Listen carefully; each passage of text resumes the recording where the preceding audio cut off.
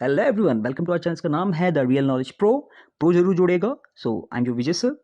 एक और बार तो प्रीवियस वाली वीडियो में हमने चेक किया था कि मार्क्स डिस्ट्रीब्यूशन क्या क्या था अलग अलग चैप्टर्स का, जिनसे आपको हेल्प मिलेगी क्योंकि मिल रही है बच्चों को हेल्प। अब इस वीडियो में हम देखने वाले हैं कि आखिर क्या क्या इंपॉर्टेंट टॉपिक है और क्या क्या क्वेश्चंस आएंगे। मैं फिर कह रहा हूं, जो भी टॉपिक हम यहाँ बताने वाले हैं, डिस्कस करने वाले, ठीक है, उनसे गारंटीड क्वेश्चन बनेगा। मैं फिर कह रहा हूँ, क्वेश्चन कंफर्म आएगा, ठीक है। आप चाहे लिख के लीजिए, ठीक है, या फिर मुझे मना दीजिए, कुछ भी कर दीजिए, पर यहाँ से क्वेश्चन आना कंफर्म है। मैं फिर कह रहा हूँ, विश्वास नहीं होता आप करिएगा, ठीक है, इसको देखिएगा, बस एक बार देखिएगा, अगर आपको नहीं होता, और कल के क्वेश्चन पेपर में देखिएगा जो आपका आएगा 4 तारीख को, वहां पर आना ही आना है। क्योंकि सबसे, मैं फिर कह रहा हूँ, जानते हो ये क्यों रखा है? क्योंकि मैंने बहुत सारे सैंपल पेपर यूज किए थे। तो कह सकते हैं कि जो इंपॉर्टेंट क्वेश्चन होता है, देखिएगा, मैं फिर कह रहा हूँ, इन क्वेश्चन को जरूर देखिएगा, टॉपिक्स को एक बार। क्वेश्चन कैसे आएगा मैं बताता हूँ आपको। सबसे पहले बैलेंसिंग रिएक्शन, ठीक है, केमिकल इक्वेशन एंड रिएक्शंस, पहले चैप्टर का।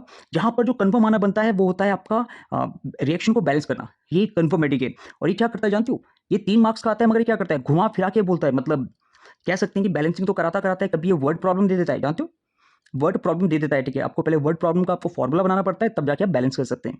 और आप जानते हैं बैलेंस कैसे करते हैं। अगर आपको प्रॉब्लम है तो आप वीडियो देख सकते हैं, क्योंकि डिस्क्रिप्शन में दे रखा है इसका लिंक। ओके। सेकंड, रिडक्टेशन का, जिसमें ऑक्सीडेशन रिडक्शन दोनों होता है। सीओओ वाला फॉर्मूला आपको पता होगा। और कह सकते हैं रिड्यूसिंग एजेंट, और याद रखिएगा ऑक्सीडाइजिंग एजेंट भी पूछते हैं। इसके बाद टाइप्स ऑफ रिएक्शन आएगा, जो हम जानते हैं अपने क्या कहता है, combination, decomposition, displacement, double displacement, ठीक है। यहाँ पर भी क्या होता है, यहाँ पर जो क्वेश्चन बताया रखेगा वो बोलते हैं आइडेंटिफाई कीजिएगा कि कौन सी रिएक्शन है, कॉम्बिनेशन है, डिस्प्लेसमेंट है, डबल डिस्प्लेसमेंट है, डिकम्पोजिशन है। तो यहाँ पर ये पूछा जाता है, 1 मार्क्स में आता है, ठीक है। ये भी सबसे मेन चीज जो यहाँ पर रिएक्शन पूछी जाती है वो है डिकम्पोजिशन एंड डिस्प्लेसमेंट की। क्योंकि डिकम्पोजिशन की 3 रिएक्शन है यहाँ पर, ठीक है। कोई लाइट से होती है, कोई इलेक्ट्रिसिटी से होती है, इस वजह से। और जो आपका डिस्प्लेसमेंट है, आप कह सकते हैं जो डिस्प्लेसमेंट रिएक्शन है वो इसलिए ज्यादा यूज होती है क्योंकि ये केमिस्ट्री में आगे भी है, यू नो, रिएक्टिविटी सीरीज। तो यहाँ पर डिस्प्लेसमेंट रिएक्शन कंफर्म होती है। और एक और चीज याद रखिएगा, जो डबल डिस्प्लेसमेंट रिएक्शन होती है वो हमेशा प्रेसिपिटेट फॉर्म करती है। इसका भी 3 नंबर का क्वेश्चन आता है एक बार। तो ये मेन चीज तो बताई थी, इसके अलावा आंखें बंद कर दो। ओके। सेकंड हो चुका है acid, base and salt. Acid base salt में सबसे पहली चीज याद रखिएगा, आपको एसिड और बेस को आइडेंटिफाई करना पड़ेगा। ये कंफर्म क्वेश्चन है, कंफर्म, ठीक है। बेस को आपको क्या करना पड़ेगा, आइडेंटिफाई करना पड़ेगा। और इसके लिए आपको यूज करने पड़ेंगे डिफरेंट टाइप के इंडिकेटर्स, यू नो। आपको पता है कि कहते हैं नेचुरल इंडिकेटर कौन कौन से थे, मैन मेड वाले कौन से हैं, स्मेल वाले कौन से हैं, आप ये सब जानते हैं। तो यहां से क्वेश्चन कंफर्म है।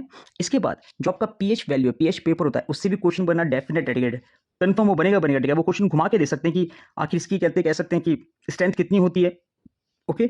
एसिड कैसा होता है, कह सकते हैं पावरफुल या कमजोर। तो आप स्ट्रेंथ भी पता कर सकते हैं इससे, और इससे आएगा भी कि ये एसिडिक है कि बेसिक है कोई चीज।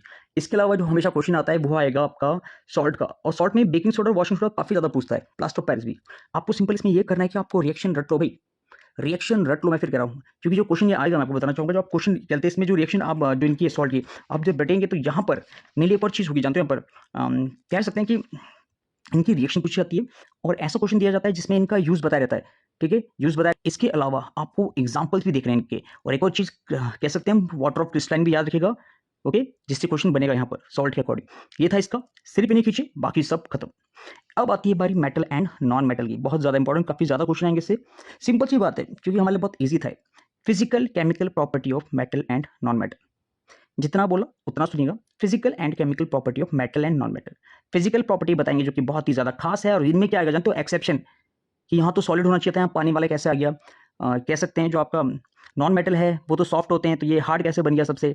इस टाइप के एक्सेप्शन कंफर्म पूछे जाते हैं। अगर आपने ये भी नहीं किया तो वीडियो चेक कीजिएगा, उसमें बताया गया प्रॉपर तरीके से, उसको आप फास्ट फॉरवर्ड करके देख सकते हैं। मैं फिर कहूंगा, अगर आप उसे देखेंगे तो पूरा डाउट क्लियर हो जाएगा। ओके। इसके बाद यहाँ पर क्या होता है, दूसरे हाफ में जो था, तो यहाँ पर दूसरे हाफ में हमने क्या देखा था कि जो एसिड होता है, बेस होता है, इनकी रिएक्शन कैसे होती है, वाटर के साथ, एसिड के साथ, ऑक्सीजन के साथ, सॉल्ट के साथ, मेटल की, ठीक है। तो यहाँ पर भी केस बेस्ड कह सकते हैं, केस बेस्ड क्वेश्चन आएगा। ओके। तो ये क्या कर सकता है, मेनली ये प्रॉपर्टी के अकॉर्डिंग पूछ सकता है, हार्ड कौन है, सॉफ्ट कौन है, इस टाइप से। और केमिकल केमिकल प्रॉपर्टी तो उसकी कंफर्म आएगी, हाँ आएगी, ठीक। तो आप इतना कर सकते हैं मेटल एंड नॉन मेटल में। इसके बाद आता है कार्बन कंपाउंड। भाई ये तो बहुत ही ज्यादा खास है, आप जानते होंगे। सबसे पहले जो कंफर्म आना आना बनता है, देख लीजिएगा, वो होगा आपका गया पावर यूनिकनेस ऑफ कार्बन, जिसमें होता है कैटेनेशन, आइसोमेरिज्म, टेट्रावैलेंसी और पॉलीमराइजेशन।